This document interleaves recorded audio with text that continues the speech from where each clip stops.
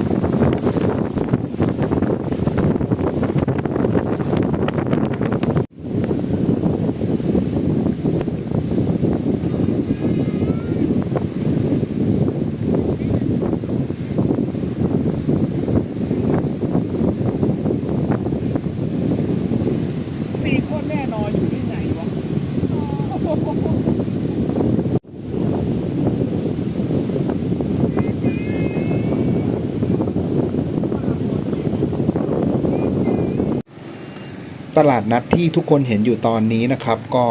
จะอยู่ข้างๆขวาโรงแรมเดอะพัทนะครับอาหารเยอะมากนะครับมีให้เลือกนะครับจะเป็นของสดอย่างหมึกที่เห็นอยู่นี่ก็เป็นเลยครับสามารถกินเป็นหมึกช็อตได้นะครับ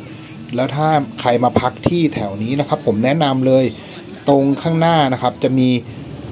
ก่อนถึงตลาดนิดนึงนะครับจะมีร้านไก่ย่างส้มตำอร่อยมากครับผมผ่านมาแล้วราคาไม่แพงครับผมแล้วทุกคนก็ชมบรรยากาศตลาดตอนเย็นไปด้วยกันเลยนะครับถ้าใครคิดจะมาเที่ยวที่พัทยานะครับและอยากมาดูวิถีชาวประมงตอนเช้านะครับหาปลานะครับก็ตอน6 โมงเช้านะครับตรงข้ามโรงแรมเดอะพัทนะครับเดินประมาณ300 เมตรนะครับหน้าชายหาดก็ถึงเลยเอาเป็นว่าขอบคุณมากนะครับที่เข้ามารับชมคลิปนี้นะครับผมจะพยายามหาข้อมูลนะครับแล้วก็ที่เที่ยวนะครับที่พักดีๆมาให้ทุกคนนะครับขอบคุณมากครับถ้าใครชอบคลิปนี้นะครับก็อย่าลืมกดติดตามนะครับ